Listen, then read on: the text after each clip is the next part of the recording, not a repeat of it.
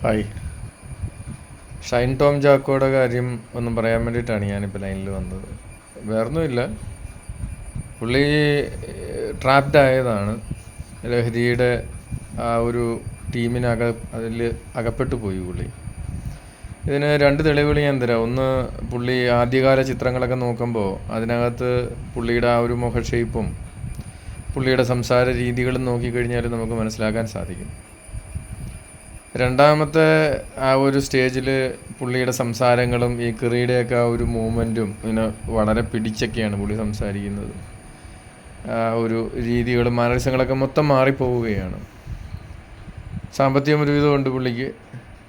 അപ്പോൾ പുള്ളി ഈ സിനിമയിൽ ഇതുപോലുള്ള ആളുകളെ ട്രാപ്പ് ചെയ്താൽ മാത്രമേ നമുക്ക് ബിസിനസ് വളർത്താൻ പറ്റുമെന്ന്, നമുക്കെന്നല്ല, ബിസിനസ് വളർത്താൻ പറ്റുമെന്ന് ലഹരിയുടെ ആളുകൾക്കറിയാം.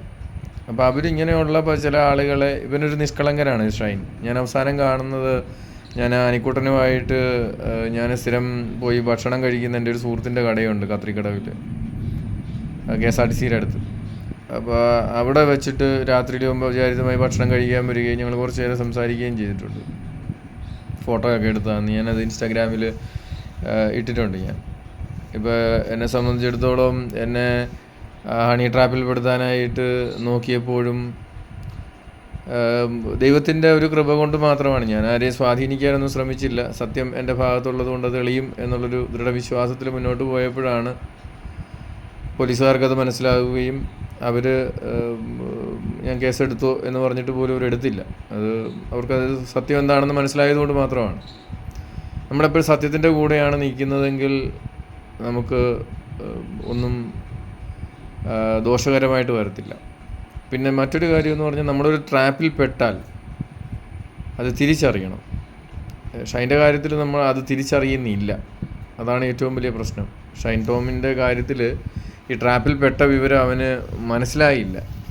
എങ്ങനെയെങ്കിലുമൊക്കെ ഇതിനെ അതിജീവിച്ച് പോകാം, ഇതൊക്കെ ഇങ്ങനെ മതി എന്ന ഒരു ധാരണ പുള്ളിക്ക് എങ്ങനെയോ വന്നുപോയി. അത് ഈ ലഹരി ഉപയോഗം കൊണ്ട് തന്നെ വരുന്നതാണ്.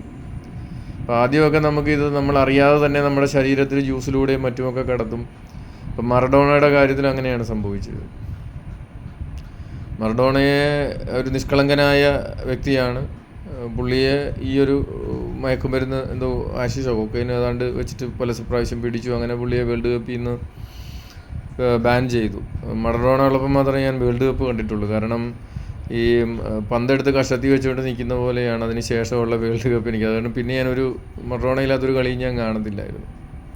ഒരാവേശം നമുക്ക് നഷ്ടപ്പെട്ടു പോയി. പിന്നീട് എനിക്ക് ഫുട്ബോളിനോടുള്ള, ലോകകപ്പ് ഫുട്ബോൾ കാണുന്നതിനുള്ള താല്പര്യവും നഷ്ടപ്പെട്ടു പോയി.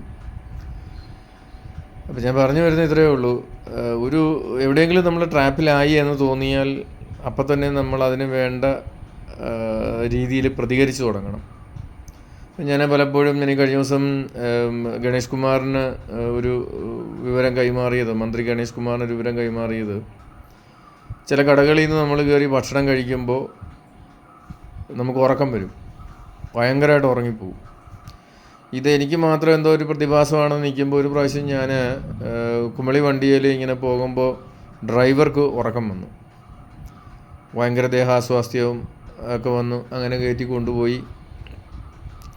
ഞാനാണ് ഹോസ്പിറ്റലിൽ പുള്ളിയെ എത്തിച്ചത്. തൊട്ടടുത്ത് ആ പോകുന്ന വഴിക്ക് തന്നെ ഒരു വളവിനൊരു ഹോസ്പിറ്റലുണ്ടായിരുന്നു, ഒരു ഗവൺമെൻറ് ഹോസ്പിറ്റലുണ്ടായിരുന്നു. അവിടെ കൊണ്ടുപോയി കയറ്റി. കണ്ടക്ടറും കിളി എല്ലാവരെയും കൂടെ നേരെ അവിടെ കൊണ്ടുപോയി. പ്രൈവറ്റ് ബസ്സായിരുന്നു.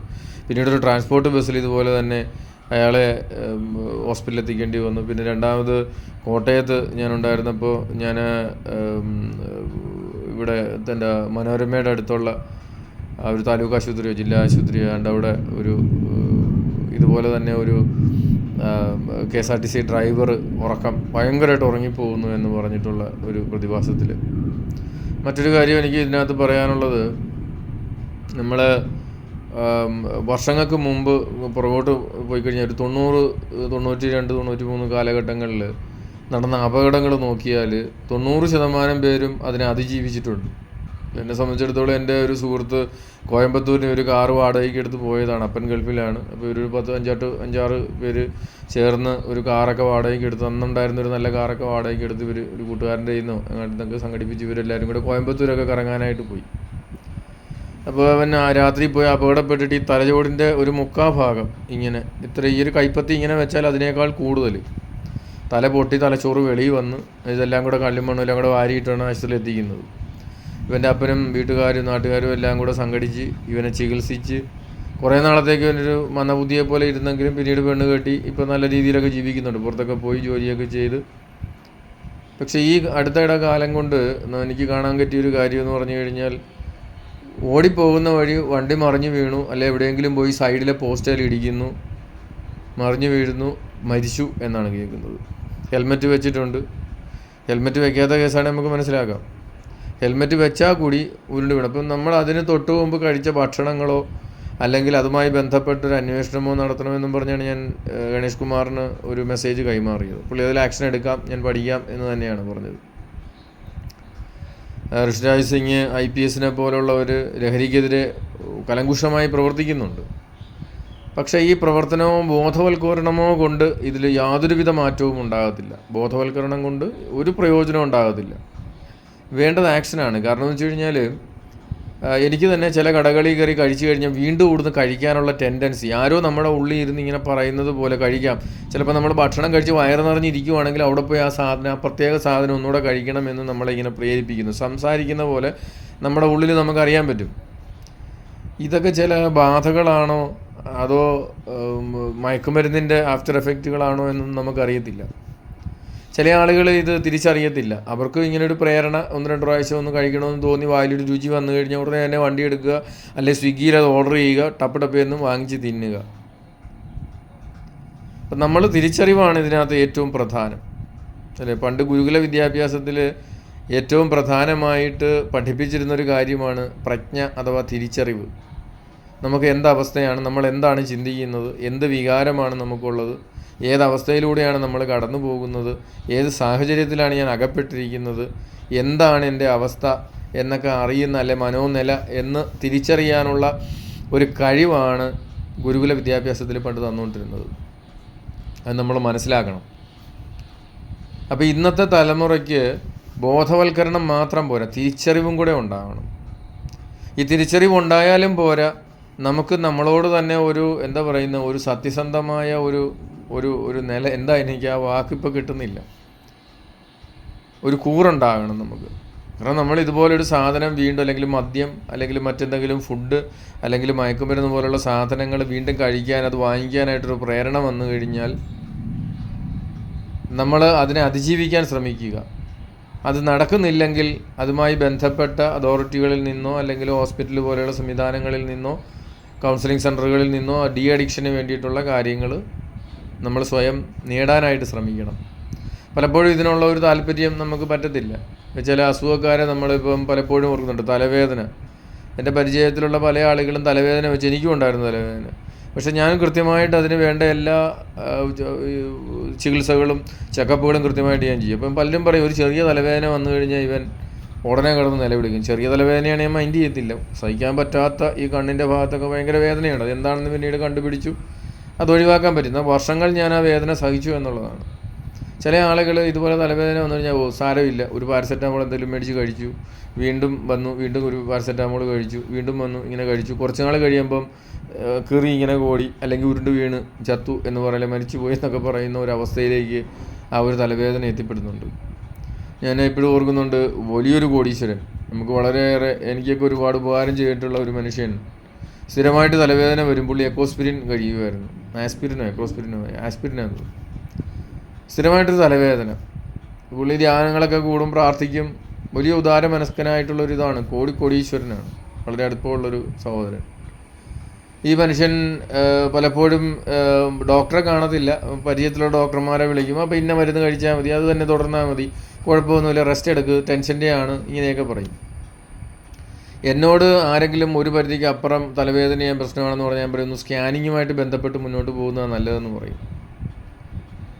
പിന്നീട് ഈ മനുഷ്യനെ അദ്ദേഹത്തെ ഓപ്പറേഷന് വിധേയമാക്കിയപ്പോൾ ഈ അമിതമായിട്ട് ഈ ആസ്പിരിനോ മറ്റോ ഈ തലവേദനയ്ക്കുള്ള മരുന്ന് കഴിച്ച് ബ്ലഡ് സർക്കുലേഷൻ കൂടി അത് ക്ലോട്ട് ആകാത്തൊരവസ്ഥയിൽ വന്ന് ബ്ലീഡിങ് ആയിട്ട് മരിക്കുകയായിരുന്നു അദ്ദേഹം. വളരെ അടുപ്പവും സ്നേഹവും ഞാനിപ്പോഴും ബഹുമാനിക്കുന്ന, എപ്പോഴെങ്കിലും അദ്ദേഹത്തെ അടക്കിയിരിക്കുന്ന പള്ളിയിൽ പോയാൽ ആ കല്ലറയിൽ പോയി ആ കല്ലറയിൽ തൊട്ട് ഞാൻ പ്രാർത്ഥിക്കുകയൊക്കെ ചെയ്യും. അത്ര അടുപ്പമുള്ളൊരു മനുഷ്യനാണ്. വലിയ ഉപകാരം നമുക്ക് ചെയ്തിട്ടുള്ളൊരു മനുഷ്യനാണ്. മറക്കാൻ പറ്റത്തില്ല ഒരിക്കലും. അകാലത്തിലും പൊരിഞ്ഞു പോയി. 10-60 വയസ്സ് കഷ്ടിച്ചുള്ളപ്പോഴാണ് അദ്ദേഹം മരിക്കുന്നത്. അപ്പം നമുക്ക് ലൈഫിന് പകരം വയ്ക്കാനൊന്നും ഇല്ല എന്നുള്ളത് മനസ്സിലാക്കുക, അല്ലെങ്കിൽ നമുക്ക് പകരം വയ്ക്കാനൊന്നും ഇല്ല എന്നുള്ളത് മനസ്സിലാക്കുക. അപകടത്തിൽപ്പെട്ട് ആയിരക്കണക്കിന് ആളുകളെ കൊറോണ കാലത്ത് തന്നെ ഏതാണ്ട് 32 വേണ്ട ആളുകളെ ഞാൻ ആശുപത്രിയിൽ എടുത്തിട്ടുണ്ട്. ഈ അടുത്ത കാലത്തൊന്നും എനിക്ക് അങ്ങനെ കൊണ്ടുപോകാനായിട്ട് കിട്ടാറില്ല, അല്ലെങ്കിൽ അതൊക്കെ കണക്കിനാ തോന്നുന്നതിന്. ഞാൻ എൻ്റെ ഫാദർ പറഞ്ഞതിന് ശേഷമാണ് ഞാനൊരു ബുക്ക് മെയിൻറ്റെയിൻ ചെയ്യാൻ തുടങ്ങിയത്. ഒരാൾക്ക് ഒരു നഷ്ടവും ബുദ്ധിമുട്ടും ഉണ്ടാകാതെ ചത്തെന്ന് പറഞ്ഞ് കിടന്ന അതിനെ വഴി കൊണ്ടുവന്ന് ഈ തിണ്ണയിലോട്ട് വലിച്ചിട്ട കേസ് വരെ ശ്വാസം കൊടുത്ത് കൊണ്ടുപോകാനായിട്ട് ദൈവം അനുവദിച്ചിട്ടുണ്ട്. ദൈവത്തിനാണ് നന്ദി പറയുന്നത്, എൻ്റെ കഴിവല്ല. ഞാൻ അപകടത്തിൽ പരിക്ക് വന്നിട്ടില്ലെങ്കിൽ, ഞാൻ വലിയ കുഴപ്പങ്ങളില്ലെങ്കിൽ ഞാൻ അവരോട് പറയുന്നത് ഇതാണ്: ഇതൊരു പാഠമായിരിക്കണം. അതുകൊണ്ട് തന്നെ എപ്പോഴും നമ്മൾ സുരക്ഷ, ഞാൻ ആരെ കണ്ടാലും ഹെൽമെറ്റ് വയ്ക്കാതെ പോകുന്ന ആരെ കണ്ടാലും ഞാൻ പറയും ഹെൽമെറ്റ് വെക്കണം കേട്ടോ. അതിൻ്റെ കാര്യകാരണ സഹിതങ്ങൾ ഞാൻ പറഞ്ഞു കൊടുക്കും. ചിലർ നമ്മളെ തന്തയ്ക്ക് വിളിക്കും, ചിലർ തല്ല് കിട്ടിയിട്ടുണ്ട്. എനിക്ക് ഹെൽമെറ്റ് വെക്കണമെന്ന് പറഞ്ഞതിൻ്റെ പേരിൽ എന്നെ അഴിച്ചിട്ടുണ്ട്. എന്താണ് ഞാൻ ചെയ്ത് തെറ്റെന്ന് എനിക്കറിയത്തില്ല, പറഞ്ഞതിൻ്റെ പേരിൽ എന്നെ തല്ലിയിട്ടുണ്ട്. നമുക്ക് ആദ്യം വേണ്ടത് സ്വയം ഒരു കമ്മിറ്റ്മെൻറ്റ്, നമ്മളെക്കുറിച്ച് തന്നെ ഒരു കമ്മിറ്റ്മെൻറ്റ്, നമ്മുടെ ലൈഫിനെ കുറിച്ചൊരു കമ്മിറ്റ്മെൻറ്റ് നമുക്കുണ്ടാകണം. ഇത്തരം കാര്യങ്ങളിൽ ഞാൻ ഹെൽമെറ്റ് വെച്ചേ യാത്ര ചെയ്യത്തുള്ളൂ, അല്ലെങ്കിൽ അമിത സ്പീഡിൽ വണ്ടി ഓടിക്കത്തില്ല. ഞാനാണെങ്കിൽ വളരെ സ്പീഡിൽ വണ്ടി ഓടിക്കുന്നവനാണ്. അമിത സ്പീഡിൽ ഓടിച്ചപ്പോഴൊന്നും വണ്ടി ഇടിച്ചിട്ടില്ല. പക്ഷേ ഒരു 30 കിലോമീറ്ററിൽ താഴെ എപ്പോഴൊക്കെ ഞാൻ ഓടിച്ചിട്ടുണ്ടോ അപ്പോഴൊക്കെ വണ്ടി ഇടിച്ച് തവിടുപൊടിയായിട്ടുണ്ട്. സ്പീഡിൽ പോകുമ്പോൾ ഞാൻ വളരെ വിജിലൻ്റ് ആയിരിക്കും. നമ്മൾ മുന്നോട്ട് നോക്കണം എപ്പോഴും. ചുമ്മാ അതായത് ഇപ്പോൾ ആളുകൾ ഈ ആക്സിഡൻറ്റ് ഉണ്ടാകുന്നതിൻ്റെ പ്രധാന കാരണമെന്ന് പറഞ്ഞു കഴിഞ്ഞാൽ സ്പീഡിലങ്ങ് ഓടിക്കും, ബ്രേക്ക് പിടിക്കാൻ പറ്റത്തില്ല. ഒരു ബ്രേക്ക് പിടിക്കേണ്ട സാഹചര്യം വന്നാൽ അതിന് കാരണക്കാരനാകുന്ന എതിരെ വരുന്ന വണ്ടിക്കാരനെ തെറി വിളിക്കും, അവൻ്റെ തന്തയ്ക്ക് വിളിക്കും, അവനെ കൈ പൊക്കി കാണിക്കും, നീ എന്നതാടാ കാണിക്കുന്നതെന്നൊക്കെ പറഞ്ഞ് ഉള്ള അലങ്കോലമാണ്. എന്നാൽ എൻ്റെ ഒരു കൺസെപ്റ്റ് എന്താണെന്ന് ഞാൻ പറയാം. അതായത് ഒരു വണ്ടി നമ്മുടെ ഇതിലേക്ക് പെട്ടെന്ന് വെട്ടിക്കയറുവോ അല്ലെ സൈഡ് തെറ്റിച്ച് നമുക്ക് വരുവോ ചെയ്ത് കഴിഞ്ഞാൽ, ഞാൻ ആദ്യമൊക്കെ ഒരു 2000 വരെയൊക്കെ ഞാൻ ചീത്ത വിളിക്കുമായിരുന്നു ഉമ്മാരെ. അതിനുശേഷം എനിക്ക് തന്നെ ചില അപകടങ്ങളൊക്കെ ഉണ്ടായി കഴിഞ്ഞപ്പോൾ എനിക്കൊരു ബോധ്യം കിട്ടി, ഈ ബ്രേക്ക് പിടിക്കാനായിട്ട് ഇങ്ങനൊരു സാധനം ഉണ്ട് എന്ന് നമ്മളെ ഓർമ്മിപ്പിക്കാൻ ഈ പ്രകൃതി അഥവാ ദൈവം തരുന്ന ചില സിഗ്നലുകളാണ്, മുൻകൂട്ടി തരുന്ന ചില അടയാളങ്ങൾ. നമ്മൾ സുനാമിയൊക്കെ വരുന്നതിന് മുമ്പേ പ്രകൃതിയിൽ മൃഗങ്ങൾക്ക് ചില അടയാളങ്ങൾ കിട്ടിയിരുന്നെന്നൊക്കെ പറയുന്നത് പോലെ നമുക്ക് തരുന്ന ചില അടയാളങ്ങളാണ്. അപ്പോൾ ഓരോ പ്രാവശ്യം ബ്രേക്ക് പിടിക്കാനൊരു സാഹചര്യം ഉണ്ടായാൽ ദൈവത്തിന് നന്ദി പറഞ്ഞുകൊണ്ട് ബ്രേക്ക് എങ്ങനെ പിടിക്കേണ്ടതെന്ന് നമുക്ക് പഠിക്കാൻ പറ്റും. ഇത് നമ്മളിങ്ങനെ വെട്ടിച്ച് കയറ്റി അങ്ങോട്ട് വെട്ടിച്ച് ഇങ്ങോട്ട് വെട്ടിച്ച് ഓടിച്ച് അവസാനം വന്ന് എവിടെയെങ്കിലും വന്ന് ഇടിക്കും. ആ സമയത്ത് ഇത് ബ്രേക്ക് പിടിക്കുമ്പം വണ്ടി പാളുവോ എന്നൊരു ഭയം നമ്മുടെ ഉള്ളിലുണ്ടാകും. അങ്ങനെയാണ് പല ആളുകളും ബ്രേക്ക് പിടിക്കാതെ നേരെ പോയി ഇടിക്കുന്നത്. ബ്രേക്ക് പിടിച്ചാൽ വണ്ടി പാളുമെന്ന് എന്തോ ഒരു ഭയം പോലെ അന്നേരം വന്നിട്ട് നമുക്ക് ബ്രേക്ക് പിടിക്കാൻ പറ്റാതെ, ബ്രേക്ക് പിടിച്ചാൽ തന്നെ അത് പൂർണ്ണമായിട്ട് പിടിക്കാൻ പറ്റാതെ വന്ന് ഇടിക്കും. പക്ഷേ അതിന് മുമ്പുണ്ടായ സന്ദർഭങ്ങളിൽ പല പ്രാവശ്യങ്ങളിൽ ബ്രേക്ക് പിടിച്ച് പല പ്രാവശ്യം അതെങ്ങനെയാണ് സ്പീഡ് നിയന്ത്രിക്കേണ്ടത്, എങ്ങനെ നിർത്താൻ പറ്റും എന്നുള്ളൊരു കൺസെപ്റ്റ് നമ്മുടെ ഉള്ളിൽ കൊണ്ടുവന്നാൽ 80 കിലോമീറ്ററിലാണെങ്കിൽ പോലും നമുക്ക് ബ്രേക്ക് പിടിക്കാൻ പറ്റും. ഞാനിപ്പോഴും ഓർക്കുന്നുണ്ട്, ഒരു സഹോദരനെ വണ്ടി ഇടിച്ച് മുഖത്തെല്ലാം ഇങ്ങനെ ബ്ലഡായിട്ട്, എൻ്റെ I10-ലായിരുന്നു തോന്നുന്നു, ഞാൻ എടുത്തുകൊണ്ട് പോവുക. മുഖം മുഴുവൻ ഉരഞ്ഞ് വായിൽ നിന്നൊക്കെ ഇങ്ങനെ ബ്ലഡ് ഇങ്ങനെ ചാടിക്കൊണ്ടിരിക്കുക, പമ്പ് വെച്ച് ഇങ്ങനെ അടിക്കുന്ന പോലെ ഇങ്ങനെ വിളുങ്ങെന്ന് പറഞ്ഞ് ചാടിക്കൊണ്ടിരിക്കുക. ഞാൻ ആകപ്പാടെ പാനിക്കായിപ്പോയാണ്. ഇവനെ വണ്ടിയെ വലിച്ച് കയറ്റാൻ തന്നെ പാടുപെട്ടു. ഭയങ്കര ഒരു തടിയനാണ്. ലോഡിങ്ങുകാരെ കൊണ്ടുവന്ന് പറഞ്ഞ 2-3 പേരെ വിളിച്ചാണ് ഞാൻ ഉന്തി തള്ളി കയറ്റി. കാലൊന്നും കയറുന്നില്ല, വലിച്ചിട്ടൊന്നും നീങ്ങുന്നില്ല. അവസാനം ഈ കാല് ഞാനിങ്ങനെ പൊക്കി വെച്ചിട്ട് ഡോറ് തള്ളി അടയ്ക്കുമായിരുന്നു 2 പേര് ചേർന്നിട്ട്. എന്നിട്ട് എങ്ങനെ ഞാൻ ഹോസ്പിറ്റലിൽ എത്തിച്ച് ഇങ്ങനെ പോയിക്കൊണ്ടിരിക്കുകയാണ്. അപ്പോൾ ഈ സഹോദരൻ തന്നെ ഇത്രയും ഒരു വെസ്റ്റ് സ്റ്റേജിൽ നമ്മൾ എത്തിപ്പെടാതിരിക്കാനുള്ള ഒരു പ്രിക്കോഷൻ, മദ്യപിക്കരുത്, അല്ലെങ്കിൽ പുകവലിയല്ല മറ്റ് ഉറക്കം അങ്ങനെയൊക്കെ ഉള്ളപ്പോൾ നമ്മൾ വണ്ടി ഓടിക്കരുത്, ഇതൊക്കെ നമ്മൾ ശ്രദ്ധിക്കണം. അപ്പം ഇത്രയും ഫാസ്റ്റായിട്ട് നമ്മൾ പോകുമ്പോൾ പെട്ടെന്ന് ഈ സഹോദരനെയും കൊണ്ട് ഞാൻ പോകുന്ന വഴിക്ക് ഉണ്ടായൊരു സംഭവം, അത് പറയാൻ വന്നപ്പോഴേ പെട്ടെന്ന് വിട്ടുപോയി. ഈ സഹോദരനെ കൊണ്ട് ഞാൻ പോകുമ്പോൾ 120 കിലോമീറ്ററോ 100 വേണ്ട, ഞാൻ എൻ്റെ ഇയോൺ കാർ നമ്മുടെ ഇടിവണ്ടിയിലാണ് നമ്മൾ കൊണ്ടുപോകുന്നത്. 100 കിലോമീറ്ററിന് മേളിലാണ്, 120 അടുത്ത് വരെ ഞാൻ എത്തി. ഈ സമയത്താണ് പെട്ടെന്നൊരുത്തൻ വണ്ടി വെട്ടിച്ച് എൻ്റെ സൈഡിലോട്ട് കയറി വരുവാണ്. റോഡ് ക്രോസ് ചെയ്യാനായിട്ട് വരുക, പിടിച്ചാൽ കിട്ടത്തില്ല. അപ്പം മുൻകൂട്ടി നമുക്കൊരു ധാരണയുണ്ട്, ഈ സ്പീഡിൽ പോകുമ്പം പെട്ടെന്ന് ആരെങ്കിലും വന്നാൽ, വിജനമായി കിടക്കുന്ന വഴിയാണ്, ഹൈവേയിൽ വലിയ വണ്ടികളൊന്നും എതിരെ വരുന്നില്ല, വൺ വേ ആണ്, നല്ല ഫാസ്റ്റായിട്ടാണ് ഞാൻ ഓടിക്കുന്നത്. പക്ഷേ അപ്പോഴും ഞാനൊരു പ്രിക്കോഷൻ എടുക്കുന്നുണ്ട്. ഒരു വണ്ടി വട്ടം വന്നാൽ പെട്ടെന്ന് എങ്ങനെ ബ്രേക്ക് പിടിച്ച് നിർത്താം എന്നൊരു കൺസെപ്റ്റിലാണ് പോകുന്നത്. ഏത് ഗിയറിലേക്ക് ഡൗൺ ചെയ്യണമെന്ന് വരെ മനസ്സിൽ കണ്ടുകൊണ്ടാണ് ഞാൻ വണ്ടി ഓടിക്കുന്നത്. ആ ഒരു പ്രീക്കോഷൻ ഇല്ലാതെ ഒരു പരിധിക്ക് അപ്പുറത്തേക്ക് എടുക്കരുത്. ഞാൻ പറഞ്ഞു വന്നത്, ഈ ആൾ വട്ടം ചാടുകയും ഞാൻ പെട്ടെന്ന് തന്നെ ഒരു 30 മീറ്റർ കഷ്ടിച്ചേ ഉള്ളൂ, അതിനുള്ളിൽ വളരെ പെട്ടെന്ന് തന്നെ ചവിട്ടി നിർത്താനായിട്ട് വണ്ടി 30 മീറ്ററും ഇല്ല, അതിനുള്ളിലാണ്. വളരെ പെട്ടെന്ന് തന്നെ ചവിട്ടി നിർത്തി. പുള്ളി ക്രോസ് ചെയ്ത് പോയി, ഇടി നടന്നില്ല. തൊട്ടടുത്തെത്തി, ഇടി നടന്നില്ല, അങ്ങ് കയറിപ്പോയി. ഞാൻ വീണ്ടും വണ്ടി ഗിയർ റൈസ് ചെയ്ത് ഞാൻ പോവുകയാണ്, ഗിയർ ടോപ്പ് ചെയ്ത് ഞാൻ പോവുകയാണ്. അപ്പോൾ നമ്മൾ വണ്ടി ഓടിക്കുമ്പോൾ എപ്പോഴും നമുക്കൊരു കൺസെപ്റ്റ് ഉണ്ടാകണം, ഒരു ധാരണ ഉണ്ടാകണം. എപ്പം പെട്ടെന്ന് നിർത്തേണ്ടി വന്നാൽ എങ്ങനെ നിർത്തണം, പാളാതെ എങ്ങനെ വണ്ടി, അല്ലെങ്കിൽ സ്കിഡ് ചെയ്യാതെ എങ്ങനെ വണ്ടി നിർത്താൻ പറ്റും. ഇപ്പം ബൈക്കിൽ പോലും പല ആളുകളും ക്ലച്ച് പിടിച്ചാണ് ബ്രേക്ക് ചവിട്ടുന്നത്. ഗിയർ ഡൗൺ ചെയ്ത്, ഞാനിപ്പോഴും ഓർക്കുന്നുണ്ട്, പണ്ട് ഞാനൊരു പാഷൻ പ്രോ എന്നും പറഞ്ഞിട്ടൊരു ഹീറോ ഹോണ്ടയുടെ ഒരു ബൈക്ക് ഓടിക്കുമായിരുന്നു. ആ ബൈക്കിൽ 80 കിലോമീറ്ററിന് മേളിൽ ഞാൻ തൊടുപുഴയൊക്കെ നിമിഷ നേരം കൊണ്ട് പോയി ഞാൻ തിരിച്ച് കോട്ടയത്ത് എത്തുമായിരുന്നു. നോക്കി നിൽക്കുന്നെന്ന് പറഞ്ഞ പോലെ, വണ്ടി ഇങ്ങനെ റേസിങ്ങിനൊക്കെ എടുക്കുന്ന പോലെ. അന്നത്തെ എൻ്റെ ഒരു ഭ്രാന്തമായ ചിന്തയിലാണ് ഞാൻ. ഇപ്പോഴും ഓർക്കുന്നുണ്ട്, ഒരു ടാറ്റ സുമോക്കാരൻ ഹോണടിച്ച് എന്നെ മറികടക്കാൻ, ഒരു പക്ഷേ ഞാൻ ഇത്രയും സ്പീഡിൽ ഓടിക്കരുതെന്ന് പറയാനായിരിക്കാം അദ്ദേഹം വന്നത്. എന്നെ സംബന്ധിച്ചിടത്തോളം ബാങ്കിങ് ടൈമിന് മുമ്പ് കുറച്ച് ക്യാഷ് അവിടെ കൊണ്ടുപോയി അടയ്ക്കണം, അക്കൗണ്ടിൽ അടയ്ക്കണം. ഒരു പ്രത്യേക ഒരു അക്കൗണ്ടിൽ, പുറത്തുനിന്നൊരു അക്കൗണ്ട് അതിലേക്ക് അടയ്ക്കാൻ പറ്റത്തില്ല. അപ്പോൾ ആ ഒരു ഇതിൽ കൊണ്ടുപോയി അവിടെ ക്യാഷ് എത്തിക്കാൻ വേണ്ടിയിട്ടുള്ളൊരു സമയത്തിന് ഓടുക എന്നുള്ളൊരു ഇതിലാണ് ഞാൻ അവിടെ ചെന്നത്. കൃത്യമായിട്ട് ഞാൻ അവിടെ എത്തിക്കുകയും ചെയ്തു. ഈ സുമോക്കാരന് പോലും എന്നെ ക്രോസ് ചെയ്യാൻ പറ്റിയില്ല, അത്ര ഫാസ്റ്റായിട്ടാണ് ഞാൻ വെട്ടിച്ചും തിരിച്ചുമൊക്കെ പോകുന്നത്. പക്ഷേ അത് അങ്ങനെ ഓടിക്കാൻ പാടില്ല. അന്നത്തെ എനിക്കത് ബുദ്ധിയില്ലായിരുന്നു. പക്ഷേ അന്ന് അങ്ങനെ ഓടിക്കുമ്പോൾ പോലും ഞാൻ എങ്ങനെ ബ്രേക്ക് പിടിക്കാൻ പറ്റും, ഏത് ഗിയർ ഡൗൺ ചെയ്ത് എങ്ങനെ ചെയ്യണമെന്നുള്ള ഒരു ട്രയൽ ഞാൻ വണ്ടി ഓരോ സ്പീഡിൽ ഓടിച്ചു നോക്കി ഞാൻ ചെയ്തിട്ടുണ്ട്. അതായത് 60-ന് മേളിലോട്ട് ഓടിക്കാൻ തുടങ്ങുമ്പോൾ ആദ്യം ഞാൻ ചെയ്യുന്നതെന്ന് പറഞ്ഞാൽ, ഒരു പ്ലെയിനായിട്ടുള്ളൊരു ലാൻഡിൽ വന്നിട്ട് വണ്ടി ഓടിച്ച് കൊണ്ടുവന്ന് ഇതുപോലെ നിർത്തി, പല പ്രാവശ്യം നിർത്തി, ആ സ്പീഡിലെത്തി നിർത്തി നോക്കും. അങ്ങനെയാണ് ഞാൻ പരമാവധി 80 കിലോമീറ്റർ വരെ പാഷൻ പ്രോയിൽ ഓടിക്കാമെന്ന് കണ്ടുപിടിച്ചു. അതിന് മേളിലോട്ട് പിടിച്ചാൽ ചിലപ്പോൾ കിട്ടത്തില്ല, വണ്ടി പാളും. അപ്പോൾ ഈ ഒരു സേഫായിട്ടുള്ള ഒരു ബ്രേക്കിംഗ് പോയിന്റ് നമ്മൾ അതിൽ കണ്ടുപിടിക്കണം. ഇതേപോലെ നമ്മുടെ ലൈഫിൽ നമ്മൾ തന്നെ ഒരു സേഫ് ലൈൻ, ഒരു ബ്രേക്കിംഗ് പോയിന്റ് ഏതാണ്, ഏത് സ്പീഡിൽ ബ്രേക്ക് ചെയ്താൽ സേഫായിട്ടുള്ളൊരു ബ്രേക്കിംഗ് സ്പീഡ് നമ്മുടെ ലൈഫിലും നമ്മൾ കണ്ടുവെക്കണം. അപ്പോഴാണ് നമ്മൾ മദ്യത്തിനോ മയക്കുമരുന്നിനോ അടിമപ്പെട്ടു പോകാത്തത്. അല്ലേ, മദ്യപിക്കുന്ന ഒരുപാട് സുഹൃത്തുക്കളുണ്ട്. വലിയ ഈ നമ്മുടെ 6-ാം തമ്പുരാൻ സിനിമയിലൊക്കെ പറയുന്നത് പോലെ കുടിച്ചു മരിക്കുന്ന എന്ന് പറയുന്നത് പോലെ, വെള്ളത്തിൽ നീറാടുന്നെന്ന് പറയുന്നത് പോലുള്ള കമ്പനികൾ എനിക്കുണ്ട്. പക്ഷേ ഞങ്ങളാരും മദ്യത്തിന് അഡിക്റ്റ് അല്ല. മദ്യം കഴിക്കരുതെന്ന് നമുക്ക് പറയാൻ പറ്റത്തില്ല ഇന്ത്യയിൽ. കാരണം ഭരണഘടന അനുവദിക്കുന്ന ഒന്നാണ് മദ്യപിക്കാം എന്നുള്ളത്.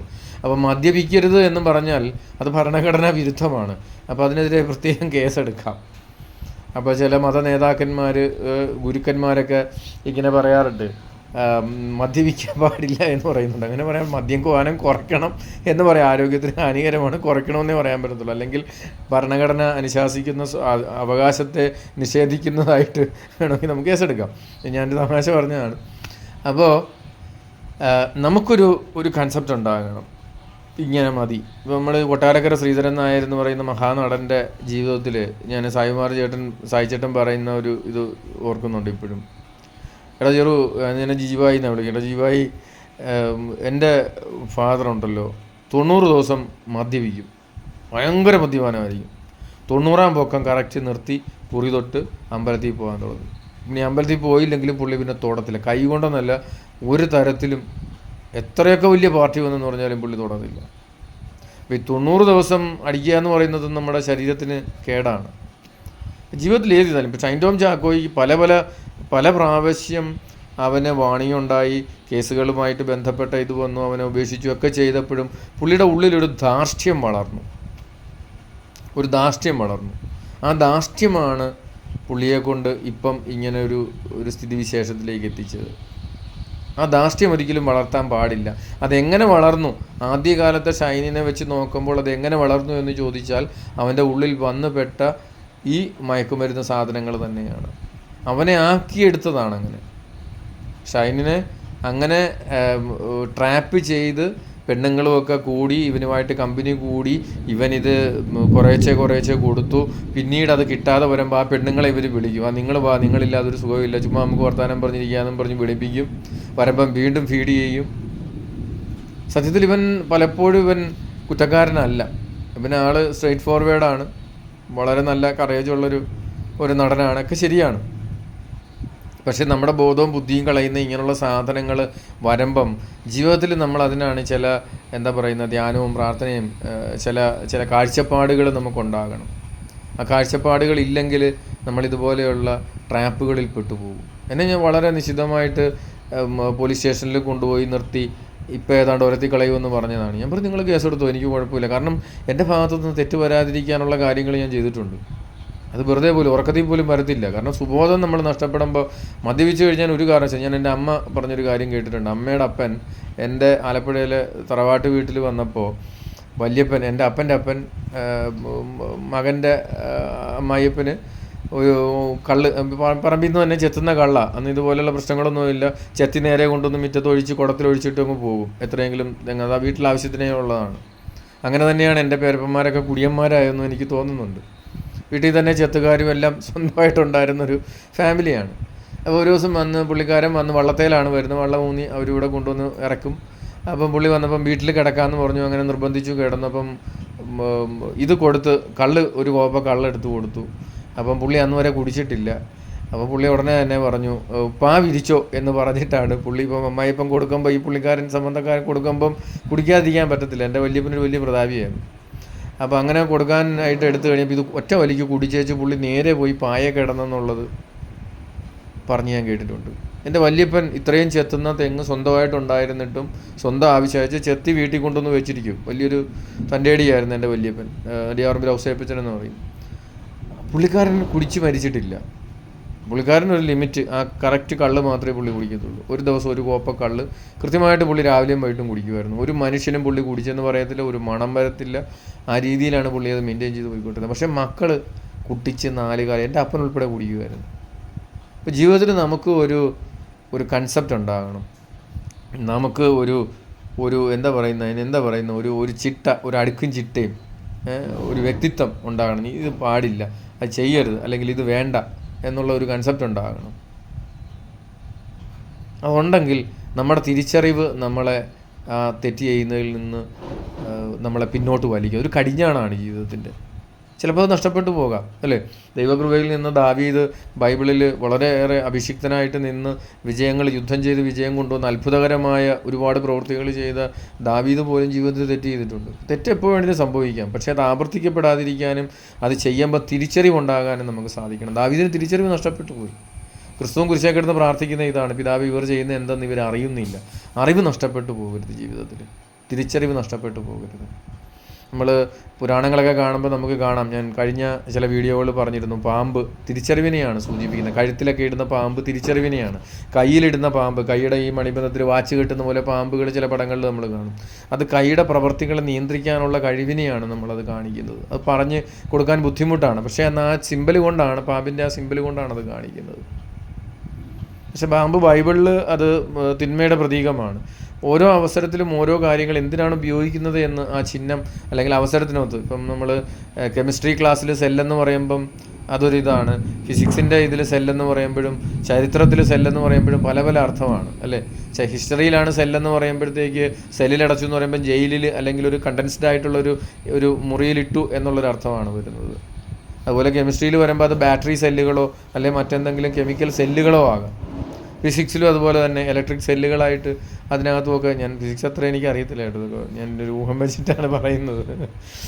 അപ്പോൾ ഈ ഒരു തിരിച്ചറിവ് നമുക്കുണ്ടാകണം, അത് മാത്രമേ എനിക്ക് പറയാനുള്ളൂ. പക്ഷേ അതിൻ്റെ കാര്യത്തിൽ അവൻ ഇത് ഫീഡ് ചെയ്ത് ഇവനെ ഒരു പരിധി കഴിഞ്ഞ് ഇവനെ ചൂഷണം ചെയ്തുകൊണ്ടിരുന്നപ്പോൾ ഇവൻ്റെ തിരിച്ചറിവ് നഷ്ടപ്പെട്ടു പോയി. മറഡോണയ്ക്ക് സംഭവിച്ചതാണ്, തിരിച്ചറിവ് നഷ്ടപ്പെട്ടു പോയി. എനിക്കിങ്ങനൊരു പ്രശ്നമുണ്ട് എന്ന് വിളിച്ചു പറയാനുള്ള തിരിച്ചറിവാണ് അവർക്ക് നഷ്ടപ്പെട്ടത്. ആ തിരിച്ചറിവ് നഷ്ടപ്പെടുമ്പോഴാണ് നമ്മുടെ അധോഗതി വരുന്നത്, അല്ലേ? നമ്മൾ കണ്ടിട്ടുണ്ട്, സമ്പത്ത് നഷ്ടപ്പെട്ട് ചിതറിപ്പോയി ഏറ്റവും താഴെ അങ്ങ് നശിച്ചു പോയി എന്ന് പറയുന്ന മനുഷ്യർ പെട്ടെന്ന് കയറി വരും. അവരൊന്നും ചെയ്യാൻ പറ്റത്തില്ല. എന്തുകൊണ്ടാണ്? അവർക്ക് തിരിച്ചറിവുണ്ട്. ഇങ്ങനൊരവസ്ഥയിൽ ഞാൻ വന്നു, എനിക്ക് സമ്പത്ത് നഷ്ടപ്പെട്ടു പോയി എന്നൊരവസ്ഥയിൽ വന്നു. അതുകൊണ്ട് അവർക്ക് ആ തിരിച്ചറിവ് വന്നു കഴിയുമ്പോൾ എന്ത് ചെയ്യും? അവർ പതുക്കെ ഇതിനെ എങ്ങനെ അതിജീവിക്കാമെന്ന് ആ തിരിച്ചറിവിൽ നിന്ന് ആലോചിച്ച് തുടങ്ങും. പക്ഷേ തിരിച്ചറിവ് നഷ്ടപ്പെട്ടവരെന്ത് ചെയ്യും? അവരിടുന്ന് നിലവിളിക്കും, അയ്യോ എൻ്റെ അഭിമാനം പോയി, എൻ്റെ സമ്പത്ത് പോയി, എൻ്റെ വീട്ടുകാർ പോയി, അല്ലെ കൂട്ടുകാർ പോയി, ഇങ്ങനെ ഇരുന്ന് നിലവിളിച്ച് കരഞ്ഞുകൊണ്ടിരിക്കും. അപ്പോൾ തിരിച്ചറിവ് വരുമ്പോൾ എന്തായി? ഇതാണ് നമ്മുടെ അവസ്ഥ.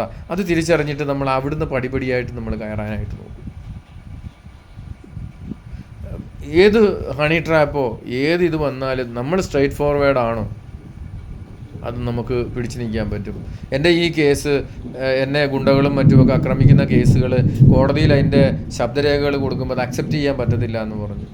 ഞാൻ ഇവിടുന്ന് പ്രൈം മിനിസ്റ്റർ ഓഫീസുമായിട്ട് ബന്ധപ്പെട്ടിട്ട് പുതിയ നിയമം വരുമ്പോൾ ഇതുകൂടെ ചേർക്കണമെന്ന് പറഞ്ഞു. അങ്ങനെയാണ് ഇങ്ങനെയുള്ള ഫോൺ കോളും ഇതുമെല്ലാം അതിനകത്ത് എൻ്റെ രേഖകളുണ്ട്, ഇവിടുന്ന് അയച്ചു കൊടുത്തതിന് എല്ലാ തെളിവുകളും എൻ്റെ കയ്യിലുണ്ട്. കൃത്യമായിട്ട് നടപടി എടുത്തു എന്നും പറഞ്ഞ് തിരിച്ച് ഓഫീസിൽ നിന്ന് വിളിക്കുകയും ചെയ്തു. അപ്പോൾ ഇത്രയും സാഹചര്യങ്ങൾ നമുക്കുള്ളപ്പോൾ നമ്മളെ ആരെങ്കിലും ട്രാപ്പ് ചെയ്യുകയോ നമ്മളെ ആരെങ്കിലും ഉപദ്രവിക്കുകയോ അല്ലെങ്കിൽ ഇതുപോലെ എനിക്ക് മാനസികമായിട്ട് പ്രശ്നങ്ങൾ ഉണ്ടാകുന്നു, നമുക്കത് പോലീസിലോ അല്ലെങ്കിൽ ബന്ധപ്പെട്ട അതിൻ്റെ ഹെൽത്ത് ഡിപ്പാർട്ട്മെൻറ്റിലോ അല്ലെങ്കിൽ അതുപോലെയുള്ള ഒരു ഹോസ്പിറ്റലിലോ നമുക്ക് പോയി അതിനൊരു ട്രീറ്റ്മെൻറ്റ് എടുക്കാം. അവിടെ നമ്മളത് എടുക്കാതെ നമുക്ക് തോന്നുന്ന ഈ ഒരു അഡിക്ഷൻ്റെ പുറകെ നമ്മൾ പിന്നെ വാണം വിട്ടെന്ന് പറഞ്ഞ പോലെ നമ്മൾ ബ്രേക്കില്ലാതെ അങ്ങ് ഓടിക്കഴിഞ്ഞാൽ ബ്രേക്കില്ലാത്ത വണ്ടി എവിടെയെങ്കിലും ഇടിച്ച് വീഴും, നിൽക്കും. അതേപോലെ നമ്മുടെ ജീവിതത്തിൽ നമ്മൾ ഇടിച്ച് നിന്നേ പറ്റത്തുള്ളൂ. അങ്ങനെ ഒരു ഇടിയാണിപ്പം ഷൈൻ ടോം ചാക്കോയ്ക്ക് കിട്ടിയിരിക്കുന്നത്. അവന് ഇങ്ങനെ പറഞ്ഞ് അങ്ങനെ പറഞ്ഞൊക്കെ ചെയ്യാം എന്നൊരു ധാരണയുണ്ട്. അത് ഈ സാധനം ഉള്ളിൽ കിടക്കുന്നത് കൊണ്ടാണ്. അവനെ ട്രാപ്പ് ചെയ്ത് ഈ സാധനം ഫീഡ് ചെയ്ത് അവനെ ഇതിനെ അടിമയാക്കി മാറ്റിയതാണ്. വളരെ നല്ല ചെറുപ്പക്കാരനാണ്. ഇവൻ്റെ ആദ്യകാല സിനിമകൾ നോക്കിയാൽ നമുക്ക് മനസ്സിലാകും. അതിനുശേഷം ഇവൻ ചില വർത്തമാനത്തിലും ഇവൻ്റെ ആ മുഖത്തിൻ്റെ ചലനങ്ങൾ ഇവിടെ കൊണ്ട് ഇങ്ങനെയൊക്കെ പിടിച്ചിങ്ങനെ ഇരുന്ന് ആണ് പുള്ളിക്കാരൻ സംസാരിക്കുന്നത്. അത് തന്നെ ഇതിൻ്റെ ചില സാധനങ്ങൾ അകത്ത് വരുന്നത് കൊണ്ട് മാത്രം ഉണ്ടാകുന്നതാണ്. ആ ഒരു മുഖഭാവമൊക്കെ അതിനകത്തുനിന്ന് വരുന്നതാണ്. അപ്പോൾ ഈ കാര്യങ്ങൾ നമ്മൾ ശ്രദ്ധിക്കണം. ശ്രദ്ധിക്കാതിരിക്കുമ്പോഴാണ് ജീവിതത്തിൽ നമുക്ക് വലിയ പ്രശ്നങ്ങൾ വരുന്നത്. തകർച്ചയെന്നൊരു സാമ്പത്തിക തകർച്ചകളോ അല്ലെങ്കിൽ അപകടത്തിൽ നമ്മുടെ കയ്യോ കാലോ പോകുന്നു, ഇതൊന്നും നമുക്ക് മാറ്റാൻ പറ്റത്തില്ല. ചിലപ്പോൾ ജീവിതത്തിൽ സംഭവിക്കും. പക്ഷെ തിരിച്ചറിവ് ഉണ്ടായി കഴിയുമ്പോൾ പല ആളുകളും കണ്ടിട്ടില്ലേ, ആ തളർന്ന അവസ്ഥയിൽ ഇരുന്നു കൊണ്ട് വലിയ സാമ്രാജ്യങ്ങൾ കെട്ടിപ്പടുക്കുന്നു, ബന്ധങ്ങൾ കെട്ടിപ്പടുക്കുന്നു, യൂട്യൂബിൽ വലിയ വ്ളോഗറായിട്ട് മാറുന്നു. അപ്പോൾ തിരിച്ചറിവ് ഉണ്ടാകുന്നതുകൊണ്ടാണ്. ഈ തിരിച്ചറിവ് നഷ്ടപ്പെടരുത് ജീവിതത്തിൽ. അത് മാത്രമേ എനിക്ക് പറയാനുള്ളൂ. ഷൈൻ ടോം ചാക്കോയുടെ കാര്യത്തിൽ ഈ തിരിച്ചറിവ് അവന് നഷ്ടപ്പെട്ടു പോയി. അതിൻ്റെ ഉള്ളിൽ അതിന് കാരണമായി ഉള്ളിൽ കയറിയ ഈ കെമിക്കലുകൾ, ഈ മയക്കുമരുന്നുകൾ അവനെക്കൊണ്ട് എന്തും ചെയ്യാം, അല്ലെങ്കിൽ ഇങ്ങനൊരു ചോദ്യം വന്നാൽ അതിനെ ഇങ്ങനെ നേരിടാം എന്ന ഒരു മനോഭാവത്തിലേക്ക് എത്തിച്ചത് കൊണ്ടാണ് പാവം ഇപ്പം ഹോട്ടലിൽ നിന്ന് ചാടി ഓടേണ്ടി വന്നത്. അതും അവിടെയും ദൈവം അവനെ കടാക്ഷിച്ചു എന്നേ പറയാൻ പറ്റത്തുള്ളൂ. കാരണം ഈ ചാട്ടത്തിൽ അവൻ ഏതെങ്കിലും ഒരു കമ്പിയുടെ ഇടയ്ക്ക് വല്ലതും വന്ന് കുത്തി കയറിയിരുന്നെങ്കിൽ ആളുടെ പണി പൂട്ടിപ്പോയേനെ, അല്ലേ? ദൈവത്തിൻ്റെ ഒരു അനുഗ്രഹമാണത്.